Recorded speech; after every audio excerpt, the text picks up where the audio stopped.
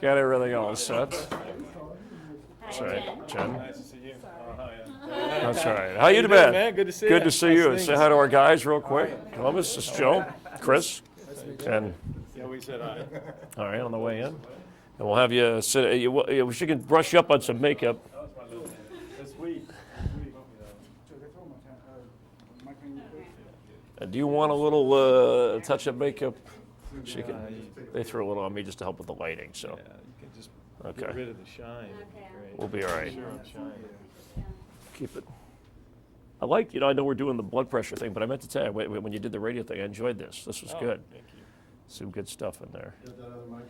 I like the snowball story. Remember you said you were a kid, your dad, and then later you threw the ball at a Letterman. So this just, it's 3, like 5 or 6 minute segments. We'll add all this stuff later, but we'll just come on and talk. It's like the old up close version style of, how that rolls. Yeah. And we'll add things in and all that stuff. So this will air the week of the Pro Bowl, I think. That's that. All right. Okay. Yes. What week did you say? The Sunday night of the Pro Bowl. It's pretty bad up there. Huh? Yeah, and then it'll air that Sunday night, and then Everyone does through that that. week, that reruns. But that Sunday night is the debut. Anything to drink? Yeah, anybody? I'm sorry. There's water, tea. Is it sensitive? Got a No, little it's not too Red bad. Bull if you need it. If you're okay, that's probably not a good thing. I Is already it? had 2 Red Bulls. So okay.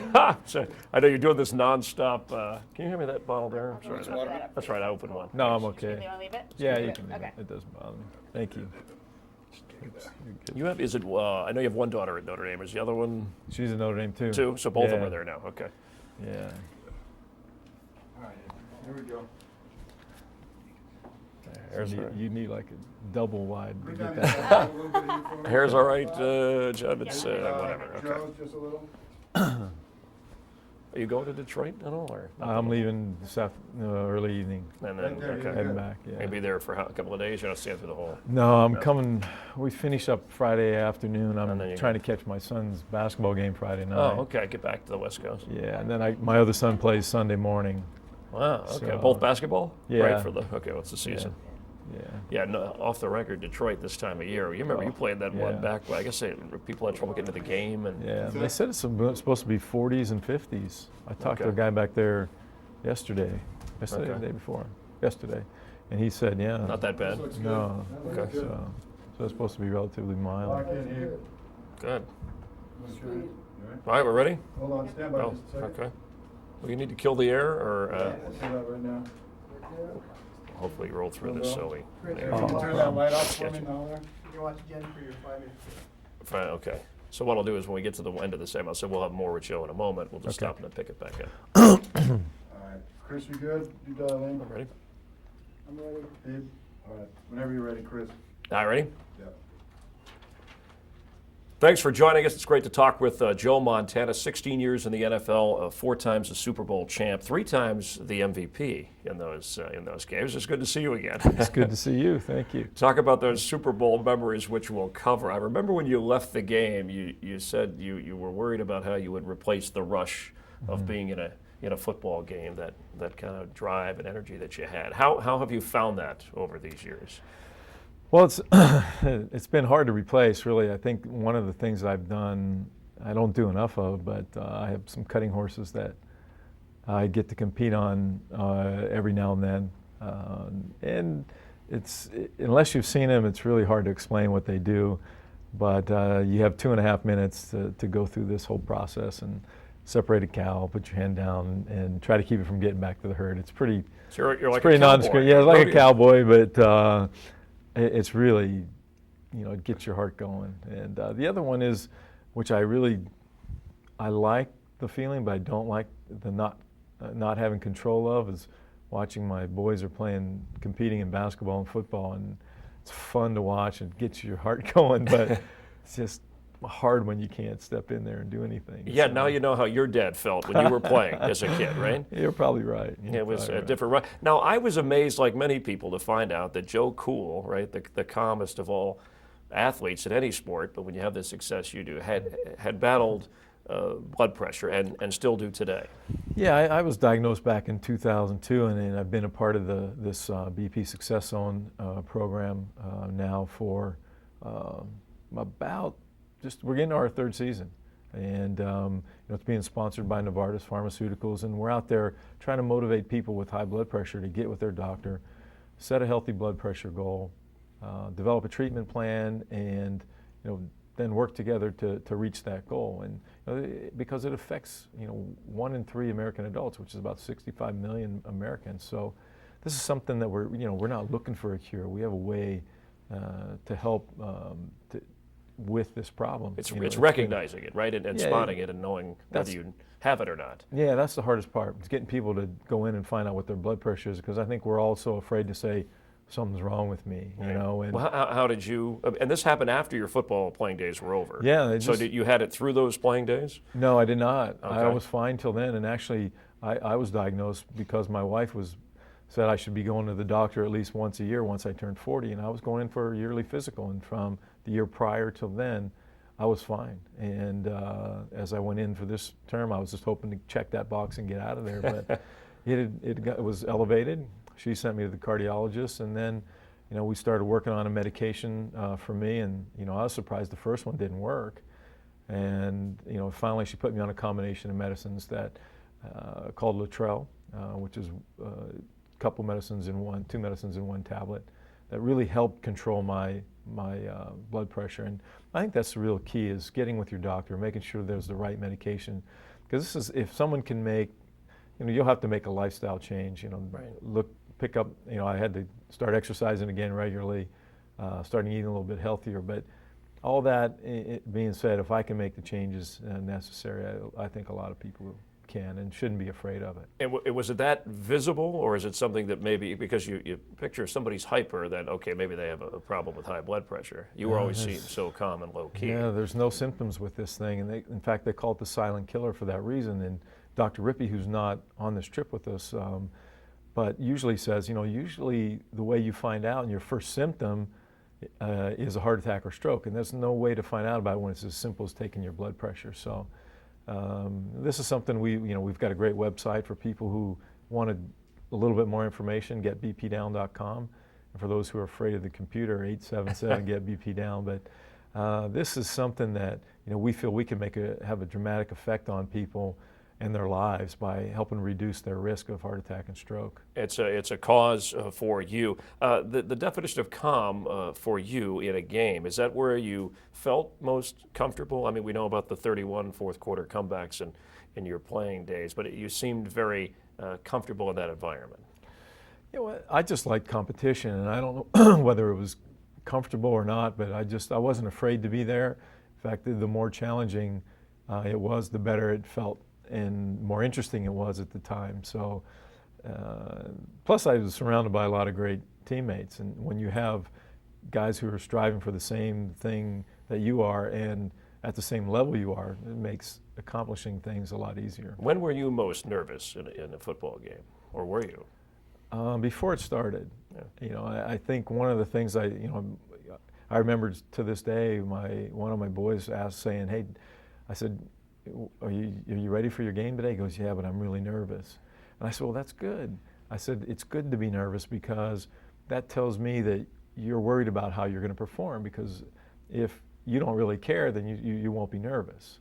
And if the difference between an A and an F doesn't matter to you, I hope you're on someone else's team." So I think that was probably the until I got hit the first time, that would settle me down. Then you get back on the floor. Now you did hyperventilate in the '89 the Super Bowl against the Bengals, right? Yeah, late sure in the did. game. Yeah. And describe what that was like for you, or what you remembered about it. One of the things I didn't do was eat a lot prior to that. And You mean to a unfortunately, game prior to? Yeah. Okay. I liked having something in my stomach, but I don't like a full stomach. I'd rather have it, gurgling a little bit, and they say you're a little bit more on edge that way. And so it was a late in the day game, so I hadn't had a lot to eat, and been trying to stay hydrated at the same time. And then you get in the game, the excitement of the game, and part of that adrenaline going, and then you couldn't hear anything because the stadium was so loud, so I was having to scream even in the huddle. So I was using every bit of oxygen I could, and I remember stepping up to the line, getting ready to call the play, the signals at the line, and I started getting that fuzzy look in my eye. And so I sat there. It felt like an eternity, but I'm sure it was a split second. And it started to go away. But the minute I took the snap and I started back in my drop, it started back again. So I remember just saying, throw it as far as I can to my left. And I just threw it out of bounds. And unfortunately, Jerry was probably wondering, what the heck is he doing? Because he was wide open on the play, but I couldn't see him. So. Jerry Rice, of course, one of the great players that you played with. And the relationship between a quarterback and a receiver, do you have to be close friends off the field for it to work on the field? I don't think it's necessary to be close friends, but you have to have a working relationship. You have to be able to trust each other, and you know, that trust can be broken on the field. And you know, even if you never see the person outside of there, as long as you guys get along on the field and can talk and work things out, you know, you can get a lot of things accomplished. And I think I know where you're going.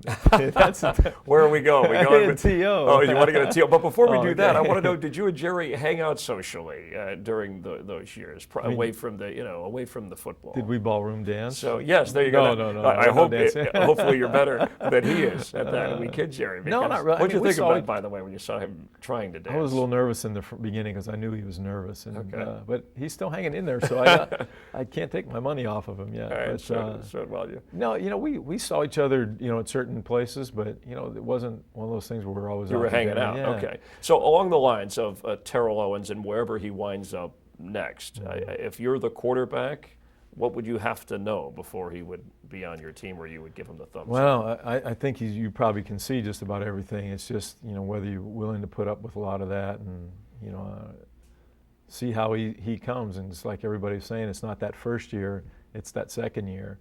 You know, he seems to be able to get past that, and then all of a sudden things start. But hopefully he's learned a lesson from what's happened, and if not, then it's his own fault. All right, we'll continue with Joe Montana, more about some of the great players he played with and the great accomplishments and his thoughts on quarterbacks of today when we come back here on CMI. Good, you got the ballroom there. That's good. He'll like that. Have a cell phone? Could you turn it off? It's not me. Not I me. don't. No? No. Okay. What, did it affect? No, Maybe we're it's, all oh, You get a little feedback. okay. That's okay. All right, whenever you're ready, Chris.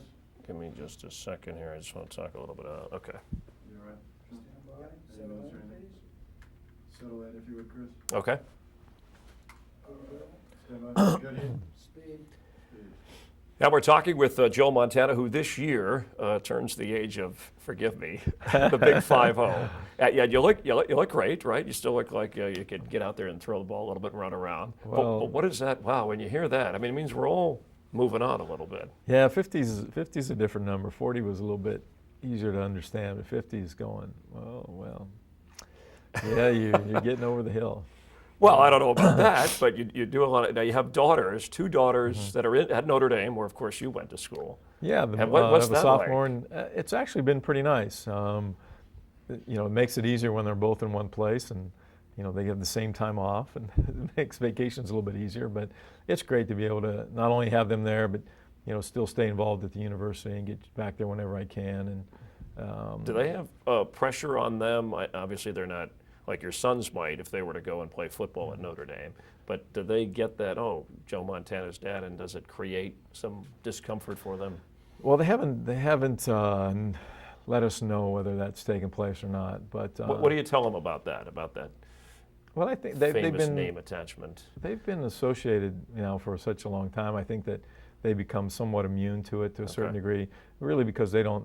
You're probably right. They don't have as much pressure as the boys would have.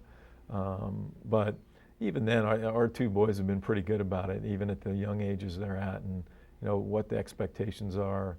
But you know, they're going out there and giving the best they can give, and that's all you can ask of them. And Notre Dame football with Charlie Weiss, that's been a wonderful thing. It has been a great thing to see. You know, Notre Dame, you know, moving in the right direction. Recruiting's going, you know, pretty good from what I understand so far. And you know, that's the biggest obstacle to overcome, I think, is trying to make sure that you start getting players again. And I think with that style of offense and what he's shown this past year, I think things should be looking up. When you came out of Notre Dame, third-round pick, so even though Bill Walsh said I knew he was the guy, different than being a number one pick, first overall or first-round pick. From a quarterback's, and I know you can only talk about from your point of view, but how different is that in terms of expectations or what someone goes through in the NFL in that position? Well, I think nowadays it's a lot more dramatic than it was back then because, I mean, you're looking at signing bonuses that were, more than I made in my career. So with money comes pressure or expectation? Yeah, and not from so much the team or from the quarterback himself, but more so from the outside. And then that's the hardest part. Well, you're making so much money, you should never throw an interception. You'll hear all kind of things, but it's how the people around you handle that pressure for you too. The coach has to take a certain amount of that off of you, and and that was the thing that Bill did even with me on the third round is that I felt terrible with Steve DeBerg because I love the guy to death, but I was being put in positions for me to succeed, as opposed to getting thrown into places where I'm throwing from the horizontal position, and that's not very much fun and pretty demoralizing for a young guy. So, he's driving the team down. I'd get thrown in to make a first down or to run for a big first down or do certain things that he was going to allow me to do. And I think that has to be done because it's hard. There's only a few guys that can handle that type of pressure early on. Even look at guys like John Elway had it difficult, but then you look at Danny, and Danny had a great career from the very start. So when you think of like a Dan Marino, Troy Aikman, guys who played their entire career with one team and were able to wind up, was that something that you would have preferred to do? Oh yeah, and I don't think anyone, once I was there so long, that that was home and still is home to this day. So I would love to have finished my career there. And I not saying anything bad about Kansas City because I had a tremendous time and we had some great teams and made a good effort at getting back to the Super Bowl there. But we fell a little short, but I definitely would have preferred to stay in one spot. You mentioned Steve DeBerg before. Steve Young and the awkwardness of what happened there. I don't want to rehash ancient history there, but does time heal the wound there, or is there still some feelings of awkwardness? I don't know. I mean, I don't see him very often, so I don't. I mean, it's always those things that you look back on and go, "God, I wish would never happen." Right. But while it was going on, it was just purely competitive. Right. And that's just the way it was. So it never became personal. No. But I certainly wasn't going to allow somebody to just come in and be given a job if I could prevent it, and that's all I was doing. Yeah, that's the competitive nature you have to have in those situations. Oh yeah. I mean, if you can't handle the pressure behind you, you're not going to be able to handle the pressure out on the field because it's worse out there. Well, I think of a Tom Brady who people are putting him in the Joe Montana category of the 3 Super Bowls in 4 years, how he's handled situations, wasn't a high draft pick. And then you look at a Peyton Manning who's a terrific quarterback but hasn't won the Super Bowl, the big game, or even been in it at this point. Is there something, does it take a certain kind of person? And we all know, Joe, you have to have a team around you and other factors. But is there something, and you've been in those games, that allows you or the guy in that position to get to that next step? Well, not on his own, but he has that special something. Yeah, and but I don't think, I think Peyton has it. Okay. It's just that, sometimes you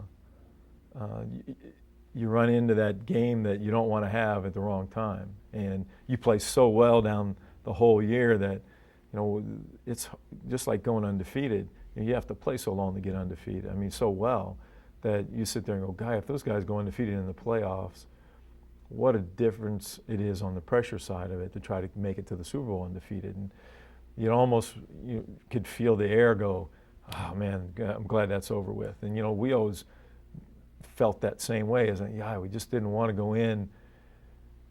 It's hard to do it. Any team can beat anybody on any Sunday. So let me get that loss out of the way earlier and not worry about the undefeated. The Dolphins can have it. No, we didn't care about it. Really? And because you did go to 15. Well, because we just felt that the longer you were undefeated, or even a long winning streak, going into the playoffs, someone's bound to get your number somewhere along the line. You just hope you don't have that down game give it to me the last game of the year. Sure. Don't give it to me in the playoffs. And sometimes it's happened. I mean, just for Peyton, he didn't miss the kick. Right. And that would have only put it into overtime and give him another shot. But still, some things are out of your control. But whatever is in your control, you felt, and you have, and the history shows it, at least in most circumstances, when the opportunity's there, is there something different about the bigger stage for a guy like you or certain athletes? I don't know. I just think you can't. If you're afraid to have the ball in your hand, and you're hoping that the defense has to win it, then you don't have that. Because everyone that I've known that has that ability or has had a lot of success at that position has wanted the ball in the end. And you gotta want it. You gotta want it. You just gotta. Even Brett Favre recently, if you've heard him address that, it sounds like there's some hesitation about Well, that. he's hesitating on two sides of there. He's hesitating on whether he feels his team is good enough to go to the playoffs, which is one bad thing. And then you add, do I really want the ball in my hands, is another bad thing, which is actually even probably worse because you're doubting yourself. It's easier to doubt people around you quietly and still go out and perform, but you can never doubt yourself because then you're not playing like you were playing prior to that moment. And that's when it tells you, maybe it's not time to be here. Because people on the outside talk about the legacy and staying with one team. How important is that to the players? You ever think about your legacy while you were playing or towards the end of your career? Not really. I think you get to the point where you just want to play. And I mean, that's why I went to Kansas City. I could easily stuck around and taken what they wanted me to, but I felt that I could still play and that I'd lost my job really due to an injury. And at that point in time, I just wanted to still be on the field. And how difficult is it? Because even Brett Favre has said, mentally, I didn't know I'd tire out before I would physically, which is interesting. Yeah, mentally is the hardest part because if you don't have it mentally, you're not going to have it physically because you'll always be a little that far behind means the difference between an interception and a completion and making a good decision, making a bad decision, recognizing the blitz, not recognizing the blitz. And those are the things that you need as a quarterback because the game is 75% mental for the quarterback. And if you're doubting yourself on that side, you're already starting at a disadvantage. We'll continue with Joe Montana. Ask him to rank the top quarterbacks of all time. Always a lovely topic. Don't worry, I'll rank you up high, then we can move on. We'll be back in a moment. Okay, good. Last segment here, so we'll be cool. I just wanted to mention. Okay.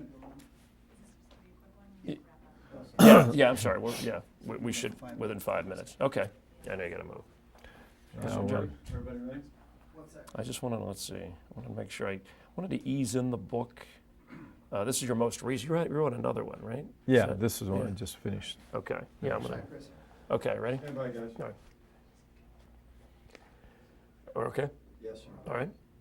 With Joe Montana, the late, great sports writer Jim Murray said, such a great player, they named a state after him. And I loved his line that he originated the line, you're as cool as the other side of the pillow because you were the definition of cool. What is your definition of calm under pressure, whether it's in a game or anything that you do?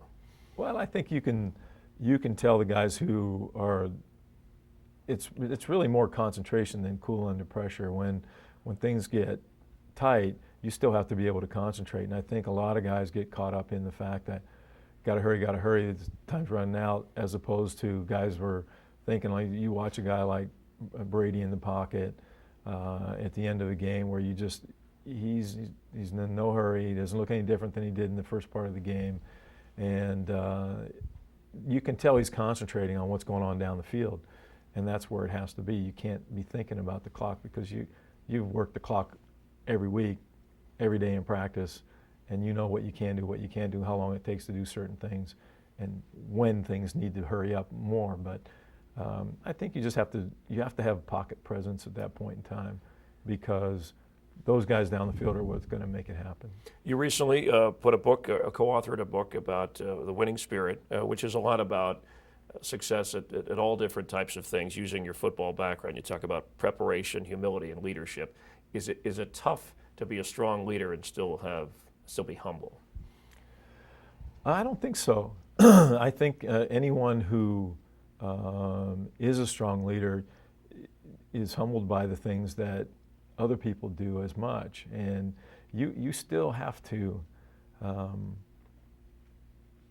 if you're a good leader, you realize that a leader can only do so much without the rest of his team. And when that happens, the respect that starts to happen is unbelievable, and the trust in each other, because you don't have somebody sitting up here on a pedestal thinking he's above everyone, and everyone going, well, what's he doing? He shouldn't be getting this, shouldn't be getting that. And where we've never really had that issue. And so I think to be a good leader, you have to have that, and the ability to put yourself in with the rest of the group and not think you're above them, but demand a lot from them. And you can get that from them as long as you're doing what you're asking them to do. When we talk about some of the great quarterbacks of all time, your name is up there.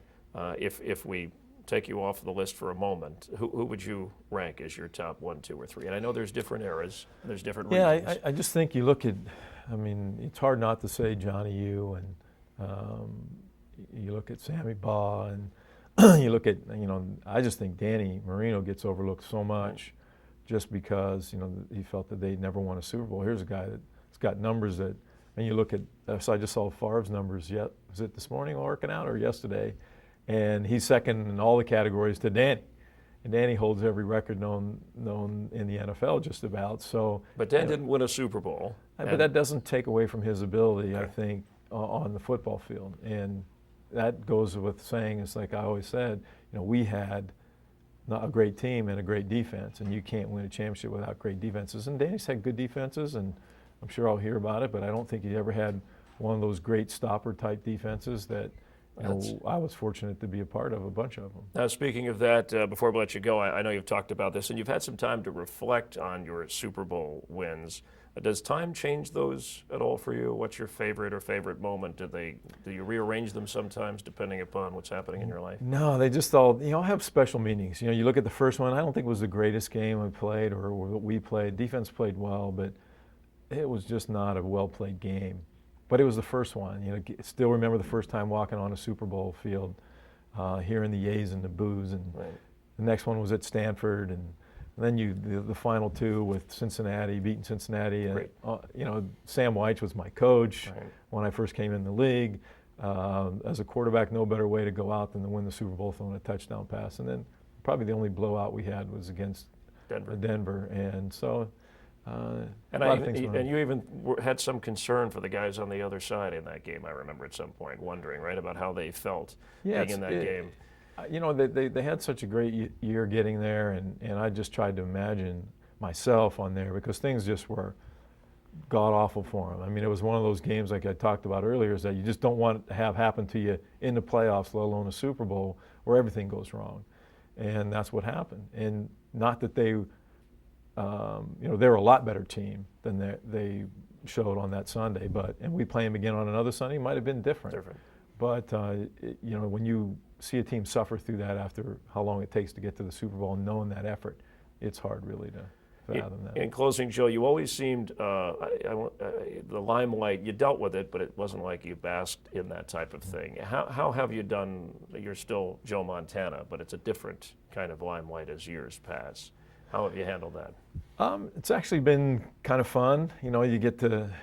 I've really missed my girls growing up when I was playing the game, and unfortunately for me, I still have a little bit more time before they're completely gone out of college and on their way. So I'm trying to enjoy that as much as I can, along with the boys, trying to be home a little bit more for them. And